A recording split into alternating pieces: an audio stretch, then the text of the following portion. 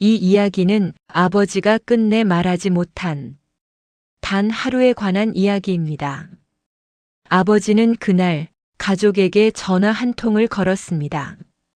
그리고 아무도 받지 않았습니다. 혹시 당신도 나중에 하며 부모님 전화를 넘긴 적 있지 않습니까?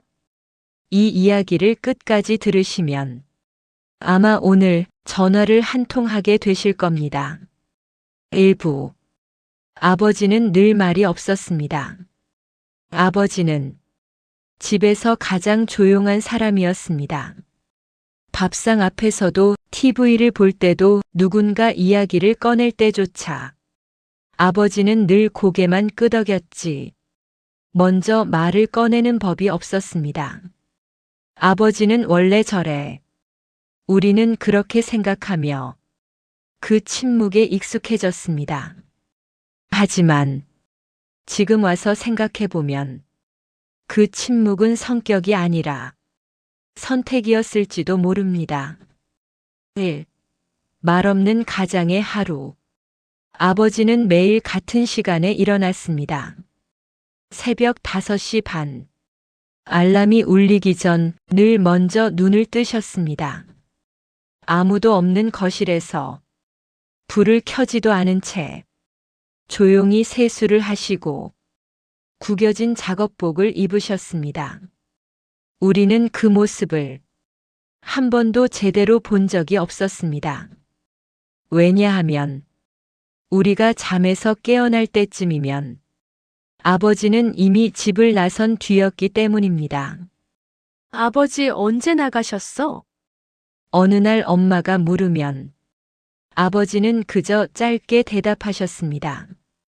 아까 그게 전부였습니다. 2. 가족을 배려한 침묵. 아버지는 힘들다는 말을 하지 않았습니다. 아파도 속이 상해도 일이 잘 안 풀려도 아버지는 늘 똑같은 말만 했습니다. 괜찮다. 그 말 한마디로 모든 이야기를 끝냈습니다.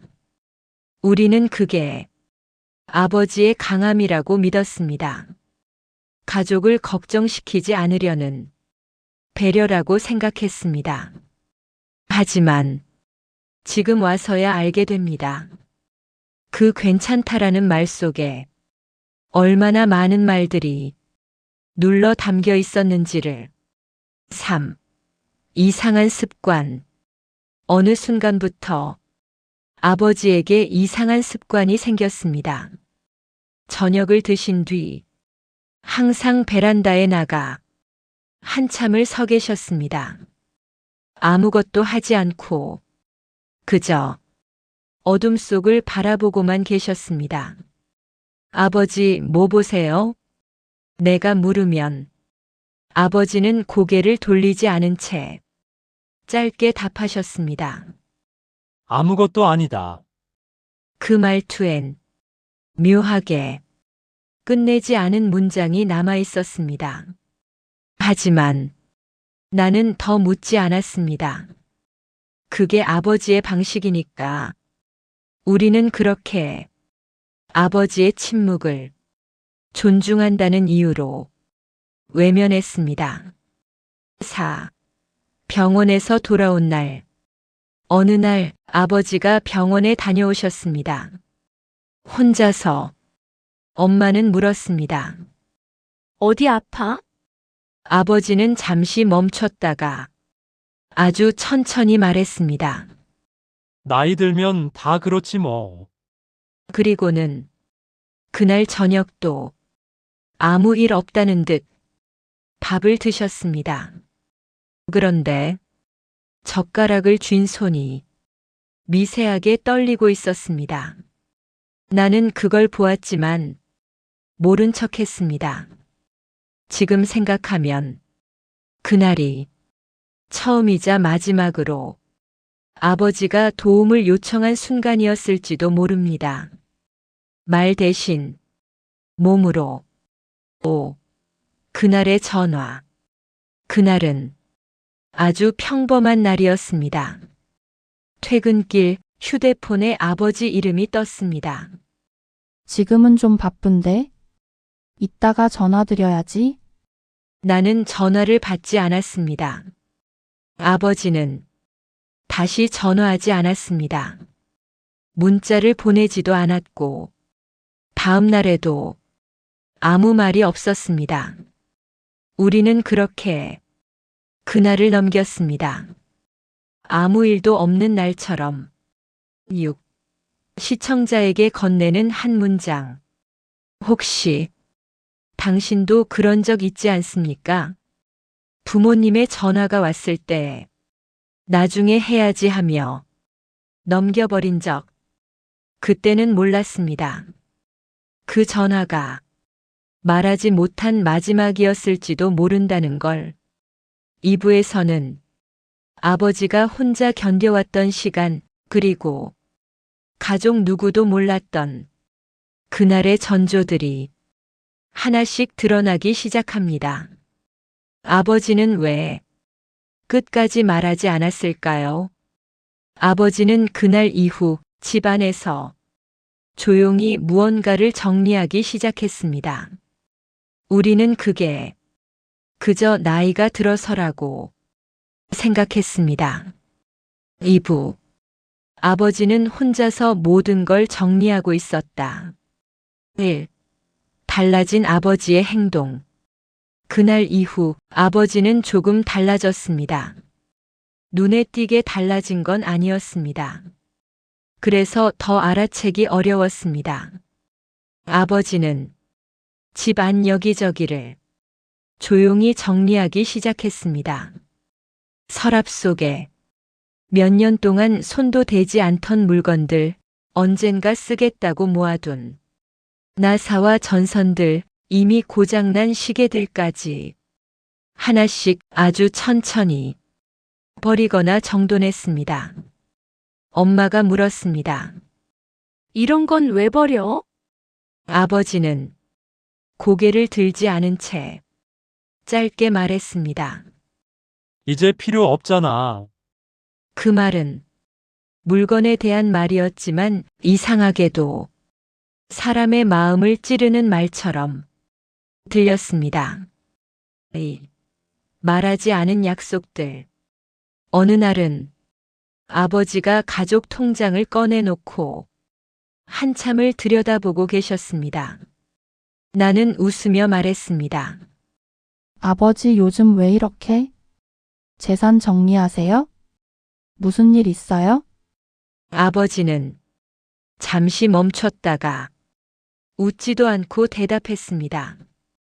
아무 일 없다. 그 말은 늘 듣던 말이었지만 이번엔 이상하게 무거웠습니다. 그날 이후로 아버지는 보험 서류, 등기 서류, 비밀번호가 적힌 종이를 한 곳에 모아두기 시작했습니다. 아무도 보라고 하지 않았지만 누가 봐도 보라고 남겨둔 자리였습니다. 3. 아버지의 뒷모습. 어느 저녁 아버지가 혼자 식탁에 앉아 계셨습니다. 밥은 이미 다 식어 있었고 아버지는 숟가락을 들지 않은 채 그냥 앉아 있었습니다. 아버지 안 드세요? 내 말에 아버지는 천천히 고개를 들었습니다. 아, 먹어야지. 하지만 그날도 몇 숟갈 드시다 그만두셨습니다. 아버지의 뒷모습은 이전보다 조금 작아 보였습니다. 그때 나는 처음으로 이 생각을 했습니다.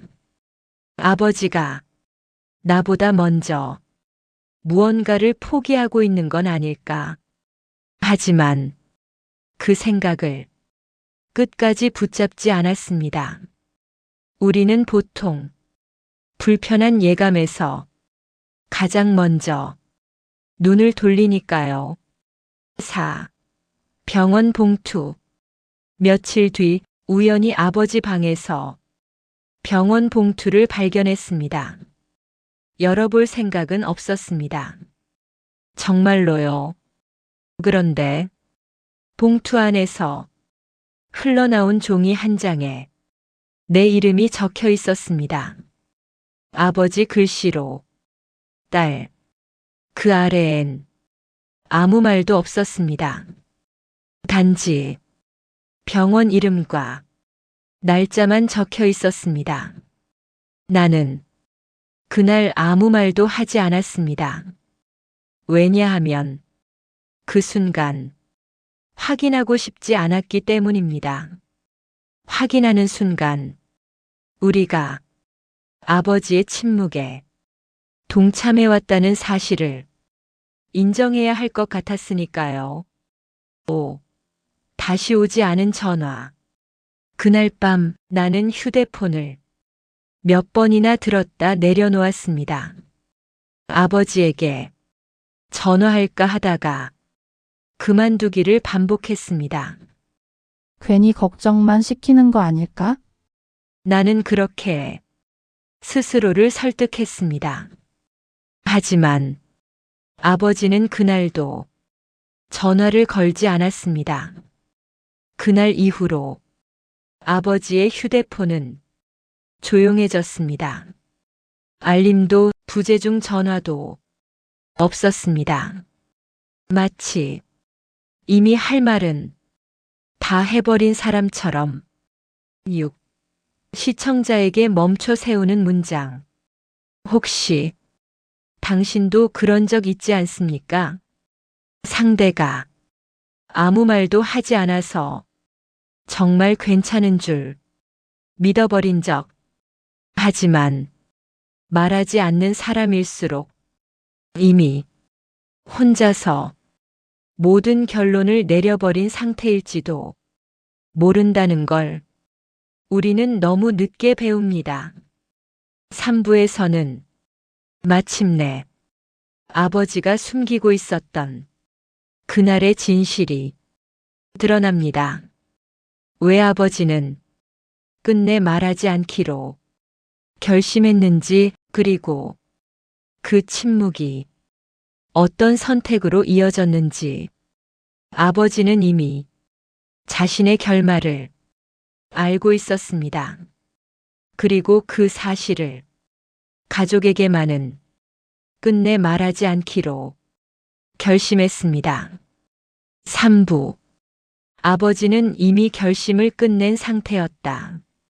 1. 의사의 말.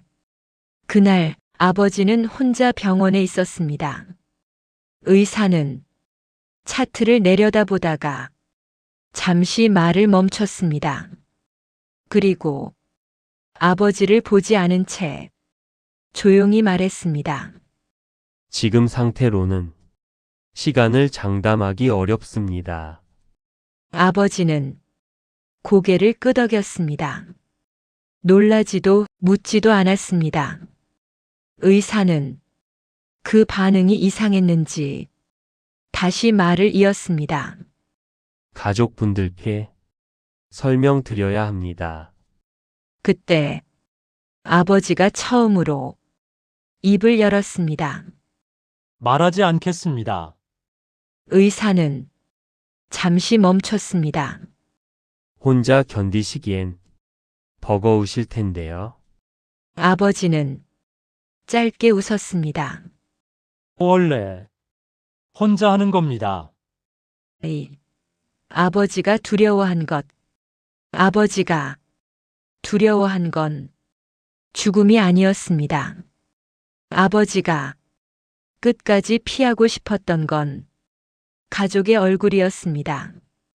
자식이 아무 말도 못하고 고개를 숙이는 얼굴. 아내가 괜찮다면서 울음을 삼키는 얼굴. 그걸 아버지는 차마 보고 싶지 않았습니다. 그래서 아버지는 모든 걸 자기 몫으로 남겨두기로 했습니다. 아픔도, 결정도, 마지막 인사도. 3. 남긴 것들. 아버지는 그날 이후 정말 많은 걸 남기기 시작했습니다. 통장 정리, 서류 정리, 사진 정리, 그리고 아무에게도 말하지 않은 편지 한 통. 편지 봉투엔 주소도 없고 날짜도 없었습니다. 그저 연필로 짧게 이렇게만 적혀 있었습니다. 나중에 아버지는 그 편지를 서랍 가장 깊은 곳에 넣어두었습니다. 마치 발견되지 않기를 바라는 사람처럼. 마지막 식탁. 어느 날 저녁 아버지는 가족 모두가 집에 있는 날을 기다렸다는 듯 식탁에 앉아 계셨습니다. 오늘은 같이 먹자. 그 말은 부탁처럼 들렸습니다. 밥을 먹는 동안 아버지는 유난히 우리 얼굴을 자주 바라보셨습니다. 말은 없었지만 눈길은 계속 머물렀습니다. 나는 그 시선을 불편해하며 고개를 돌렸습니다. 지금 와서 생각하면 그건 작별 인사였을지도 모릅니다. 말 대신 눈으로 하는 끝내 하지 못한 말. 식사가 끝날 무렵 아버지는 입을 열었다가 다시 닫았습니다. 무언가 말하려다 그만둔 표정이었습니다. 엄마가 물었습니다. 왜 그래요? 아버지는 잠시 멈췄다가 고개를 저었습니다. 아니다. 그게 아버지가 끝내 꺼내지 못한 마지막 말이었습니다. 그날 밤 아버지는 불을 끄지 않은 채 오래도록 잠들지 못하셨습니다. 6. 무너지는 깨달음. 우리는 그때 몰랐습니다. 아버지가 이미 모든 작별을 혼자 끝냈다는 걸. 말하지 않음으로써 가족을 지켰다고 믿었다는 걸.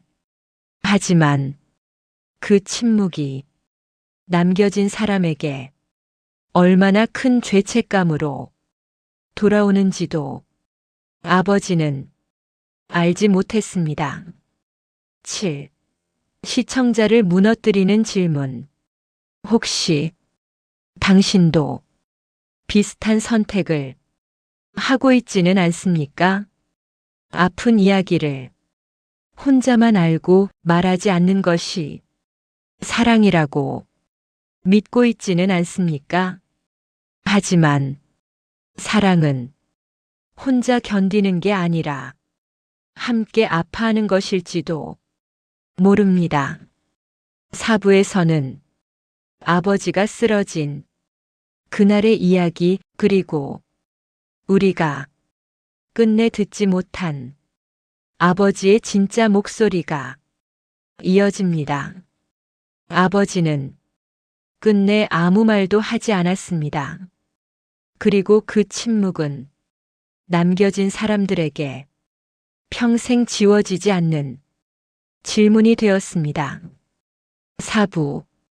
그날 아버지는 아무 말도 하지 않았다. 1.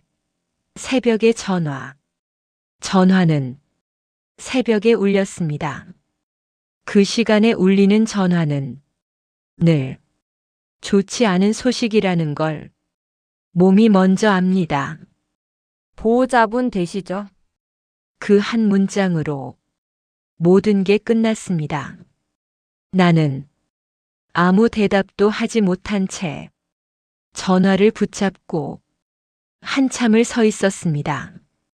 머릿속엔 단 하나의 생각만 맴돌았습니다. 아버지가 왜 아무 말도 하지 않았을까? 병실의 침묵. 병실엔 기계 소리만 있었습니다. B. B. 아버지는 눈을 감고 누워 계셨습니다. 부르지 않아도 이미 들리지 않는다는 걸 우리는 본능적으로 알았습니다. 엄마는 아버지 손을 잡고 계속 말했습니다. 여보, 나 여기 있어요. 하지만 아버지는 아무 반응도 보이지 않았습니다. 그 침묵은 살아있을 때보다 훨씬 더 컸습니다. 3. 끝내 듣지 못한 목소리. 의사는 말했습니다. 혹시 마지막으로 하고 싶은 말이 있으면 지금 하세요. 그 말이 이상하게 잔인하게 들렸습니다.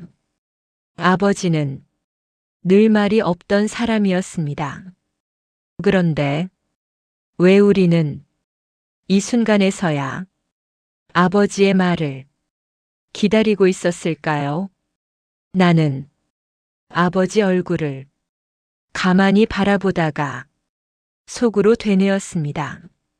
아버지, 한 번만 말해줘요. 하지만 끝내 아무 말도 돌아오지 않았습니다. 4. 서랍 속 편지. 집으로 돌아온 날 나는 아버지 방 서랍을 열었습니다. 그 안에서 그 편지를 발견했습니다. 봉투엔 여전히 나중에라고 적혀 있었습니다. 손이 떨렸습니다. 편지를 지금 읽어도 되는 건지 아니면 영원히 읽지 말아야 하는 건지 알 수 없었습니다. 결국 그날은 읽지 못했습니다. 아버지가 끝내 말하지 않은 이유를 글로 마주할 용기가 없었기 때문입니다. 5. 집안에 남은 아버지. 아버지가 없는 집은 이상할 만큼 조용했습니다. TV 소리도 냉장고 소리도 다 그대로인데 집이 비어있는 느낌이었습니다. 그제서야 알게 됐습니다. 아버지는 말로 존재했던 게 아니라 버텨주는 사람으로 존재했다는 걸. 그 버팀목이 사라지자 집 전체가 휘청거렸습니다. 6. 늦어버린 후회. 그날 이후 나는 수없이 그 생각을 했습니다. 그날 전화를 받았더라면, 한 번만 더 물어봤더라면. 하지만 이미 아버지는 아무 말도 하지 않는 사람이 되어 있었습니다. 침묵은 끝났지만 질문은 시작된 뒤였습니다. 7. 시청자를 무너뜨리는 문장. 말하지 않는 사람은 아무 생각이 없는 게 아닙니다. 오히려 너무 많은 생각을 혼자서 끝내버린 사람일지도 모릅니다. 그리고 그 침묵의 대가는 늘 남겨진 사람이 치르게 됩니다.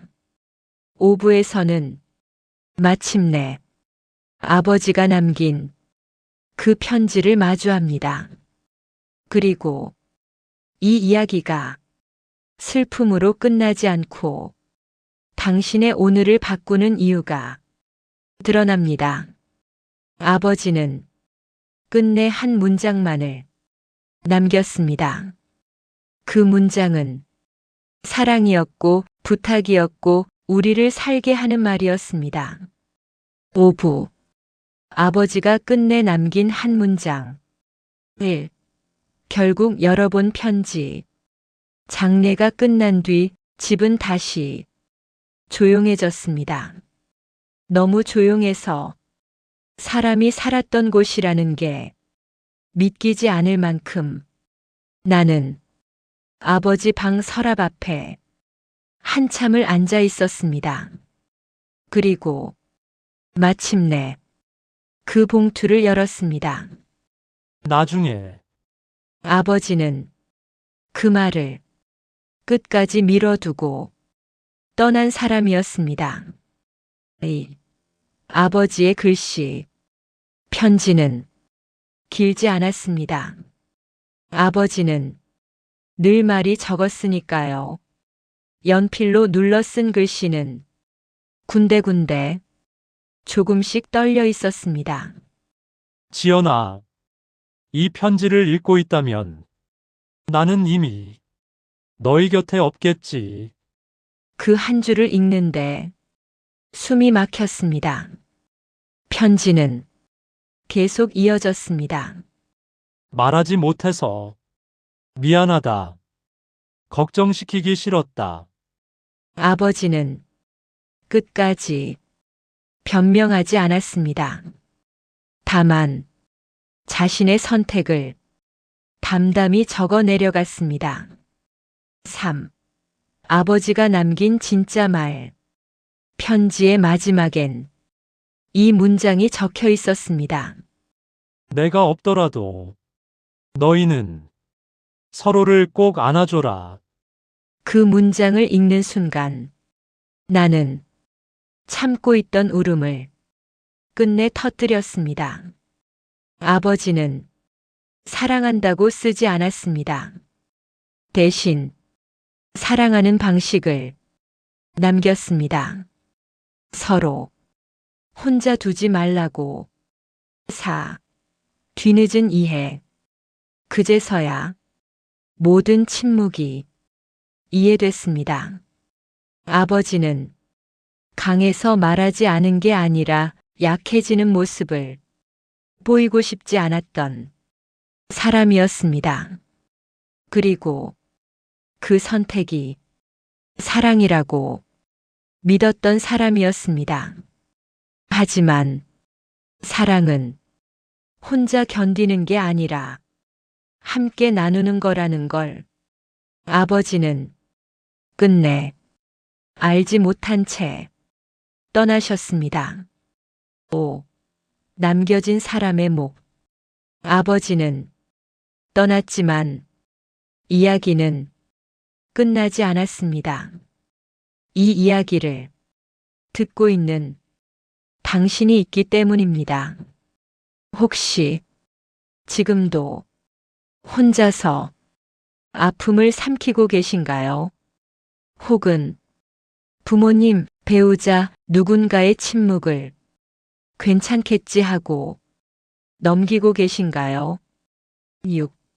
오늘 당신이 해야 할 한 가지 부탁 하나만 드려도 될까요? 이 영상을 다 보고 나면 딱 한 통의 전화를 하세요. 무슨 말을 하지 않아도 됩니다. 그저 이렇게만 말해도 됩니다. 그냥 목소리 듣고 싶어서 그 한 문장이 어쩌면 누군가에겐 살아갈 이유가 될지도 모르니까요. 7. 마지막으로 남기는 말. 아버지는 끝내 말하지 않았습니다. 하지만 그 침묵 덕분에 우리는 배워야 할 말을 배웠습니다. 사랑은 미루는 게 아니라 지금 하는 것이라는 걸. 마지막 문장. 당신이 지금 전화를 건다면 이 이야기는 슬픔으로 끝나지 않습니다. 어쩌면 이 이야기는 아버지에 대한 이야기가 아니라 아직 곁에 있는 누군가에게 우리가 얼마나 쉽게 나중에라는 말을 건네며 사랑을 미뤄왔는지에 대한 고백일지도 모릅니다. 오늘 하루가 끝나기 전에 그 사람의 이름을 마음속으로 한번 불러보고 목소리를 들을 수 있다면 이유를 만들지 말고 그냥 전화를 걸어보세요. 말 한마디 하지 않아도 괜찮습니다. 침묵 속에서도 사랑은 전해질 수 있고 그 작은 용기가 누군가의 내일을 붙잡아 줄지도 모르니까요.